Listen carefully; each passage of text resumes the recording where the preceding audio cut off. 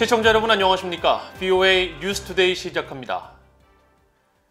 국제 언론 감시 단체인 국경 없는 기자회가 또다시 북한의 언론 자유 수준을 세계 최악이라고 평가했습니다. 국경 없는 기자회는 특히 신종 코로나 바이러스 여파로 북한 정권의 완전 통제와 투명성 부족이 더 잘 드러나고 있다고 지적했습니다. 오택성 기자가 보도합니다. 세계 지도 위에 각 나라들이 형형 색깔별로 칠해져 있습니다. 국제 언론 감시 단체인 국경 없는 기자회가 각국의 언론 자유 수준을 평가하면서 언론 자유가 없는 나라일수록 진한 색으로 표시한 건데 북한은 아예 검은색으로 칠해져 있습니다. 국경 없는 기자회는 20일 발표한 연례 2021 세계 언론 자유 지수에서 북한이 전체 평가 대상 180개국 가운데 179위를 차지했다고 밝혔습니다. At the very bottom, we have Turkmenistan, we have North Korea, and Eritrea. They are really the worst offenders when it comes to press freedom. Maybe people don't know where to find information or information is being withheld from them. 이날 보고서는 북한의 순위를 공개하며 완전한 정보 통제 국가라고 설명했는데 특히 최근 이어지고 있는 신종 코로나 바이러스 팬데믹 상황에서 이런 통제 상황이 잘 드러나고 있다고 지적했습니다. 북한 정권이 감염 확진 사례가 단 한 건도 없다고 주장하면서 국제사회에는 도움을 호소하는 상황이 북한의 투명성 결여를 잘 보여준다는 겁니다. 보고서는 또 김정은 위원장이 집권한 2012년부터 북한 정권은 계속해서 주민들을 무지한 상태로 만들고 있다며 북한에는 스마트폰을 비롯해 휴대전화가 널리 사용되고 있지만 인터넷이 아닌 내부망, 즉 인트라넷을 사용하도록 해 정권이 완벽한 통제를 유지할 수 있도록 한다고 덧붙였습니다. 또 북한에선 조선중앙통신만이 유일한 공식 뉴스 소스라며 북한 주민들이 외부 매체를 접하려고 시도하면 강제 수용소로 보내진다고 보고서는 지적했습니다. 북한은 이런 이유 때문에 최근 몇 년 동안 이 단체로부터 투르크메니스탄, 에리트레아와 함께 언론 자유 관련 지옥의 트리오로 불리고 있습니다. 필리핀의 시민 저널리즘 언론 레플러의 창립자 겸 CEO인 마리아 레사는 이날 웨비나에 참석해 사실 전달의 중요성을 강조했습니다. When you do not have facts, you can't have truth. Without truth, you can't have trust. Without any of these, you not only can't have democracy, but it is impossible to solve these existential problems that we're facing globally. 한편 국경 없는 기자회는 언론 자유가 가장 우수한 나라로 지난해에 이어 노르웨이를 1위로 꼽았고 그 뒤를 핀란드와 스웨덴, 덴마크 등 북유럽 국가들이 이었습니다. 또 미국은 44위를 기록했고 한국은 이보다 2단계 위인 42위에 올랐는데 이는 아시아에서 가장 높은 순위입니다. VOA 뉴스 오택성입니다. 미국의 핵 억제 전략을 총괄하는 전략사령관이 중국의 핵무장 가속화가 심각한 상황이라고 경고했습니다. 이에 대응한 미군의 핵 현대화가 늦어질 경우 주한미군 등 영내 주둔 태세에도 악영향을 끼칠 수 있다는 지적입니다. 김동현 기자가 취재했습니다. 찰스 리처드 전략사령관은 20일 상원 군사위 청문회에 출석해 중국의 핵무기 고도화 추세가 예상보다 빠르다고 경고했습니다. 앞서 미국 국방부는 지난 9월 사상 처음으로 중국의 핵탄두 보유 추정치를 공개하면서 현재 약 200여 기를 보유하고 있고 10년 뒤에는 2배로 늘어날 것이라고 전망한 바 있습니다. 리처드 사령관은 그러나 중국은 이미 핵무기에 적용할 수 있는 다량의 플루토늄을 확보한 상태이며 결심만 한다면 미국 당국이 그동안 예측한 핵탄두 추정치보다 훨씬 더 가파른 증가세를 보일 수 있다고 지적했습니다. 공화당의 릭 스콧 의원은 중국의 핵 고도화가 현실화될 경우 유사시 한국과 일본에 주둔하고 있는 미군의 가치가 사실상 무용지물이 되는 게 아니냐며 우려를 나타냈습니다.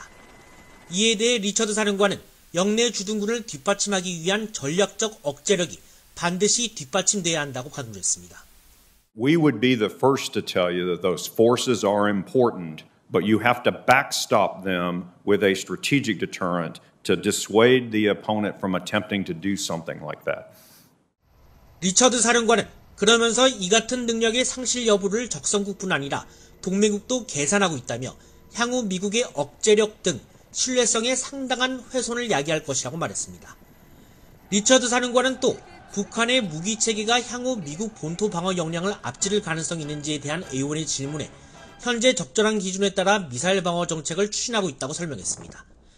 I think the nation has the right standard and policy when it comes to missile defense relative to rogue threats, with North Korea right now being the defining example of that.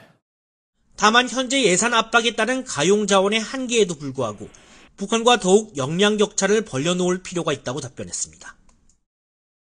리처드 사령관은 이날 제출한 서면 답변에서 북한은 미국과 동맹에 계속 안보 도전으로 남아 있으며 북한의 완전한 비핵화 달성을 위한 국방부와 국무부의 노력을 지지한다고 밝혔습니다. VOA 뉴스 김동현입니다. 미국 행정부의 새로운 대북 정책이 발표될 예정인 가운데 한국계인 메릴린 스트링랜드 등 미국 민주당 하원 의원 12명이 조 바이든 대통령에게 안정적이고 지속 가능한 미북 관계의 길을 촉구하는 서한을 보냈습니다. 스트링랜드 의원은 19일 성명에서 이번 서한은 미국 행정부가 평화를 진전시키고 각국의 외교적 노력을 지지하고 있다는 것을 확실히 하기 위해 한국을 포함한 인도 태평양 지역의 동맹국, 파트너와 함께 협력하기를 촉구하는 목적이 있다고 설명했습니다. 서한은 토니 블링컨 국무장관과 로이드 오스틴 국방장관에게도 함께 전달됐으며 의원들은 바이든 행정부의 대북 정책 검토가 의미 있는 미북 관계 진전과 핵 위험성을 줄일 수 있는 평화적 해결을 정책 우선순위에 두는 기회가 되길 바란다고 말했습니다. 의원들은 이어 이산가족 상봉 촉진을 촉구하는 한편 인적 교류 활성화, 인도적 활동에 대한 제재 면제 확대도 필요하다면서 그러나 이런 노력이 북한 정권의 탄도미사일 발사 등에 따른 유엔 안보리 결의안 노력을 약화시켜서는 안 된다고 밝혔습니다. 뉴질랜드 외교부와 국방부가 20일 정부 합동 보도자료를 통해 유엔 안보리 대북결의 이행 지원을 위해 공군 소속 P3K2 오리온 해상 초계기를 배치한다고 발표했습니다. 이 초계기는 석유와 석탄을 비롯한 대북 제재 적용 대상의 불법적인 선박간 환적 등 북한 정권의 제재 회피 시도를 탐지하고 저지하는 임무를 수행할 예정입니다. 나나이아 마우타 뉴질랜드 외무장관은 이날 보도자료에서 뉴질랜드의 오리온 초계기 배치는 유엔 안보리 결의의 완전한 이행을 달성하기 위한 국제사회의 집단 노력에 기여한다면서 목표는 완전하고 검증 가능하며 돌이킬 수 없는 북한의 비핵화 달성이라고 말했습니다.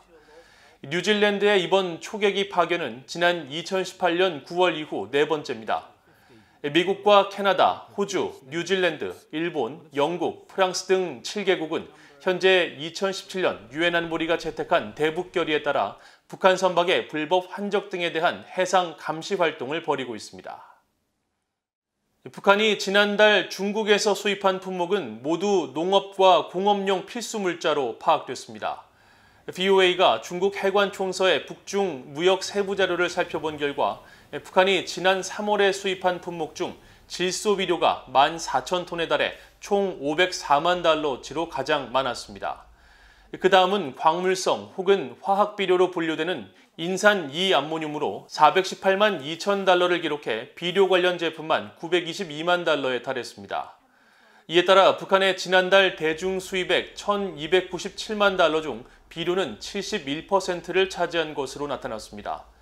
이 밖에 북한이 많이 수입한 품목은 플라스틱판과 신문용지 등이었으며 설탕과 밀가루 등 소비재 품목은 없었습니다.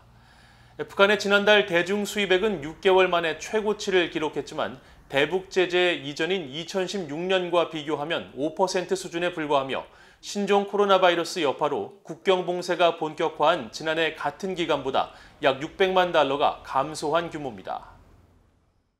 북한이 다시 세계 최악의 종교 탄압국 가운데 하나로 지목됐습니다.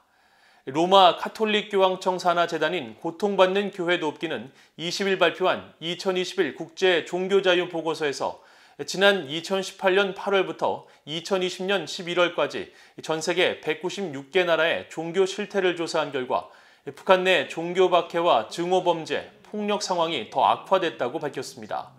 그러면서 북한을 시리아와 수단, 예멘 등과 함께 최악의 종교 박해국 26개 나라에 포함시켰습니다.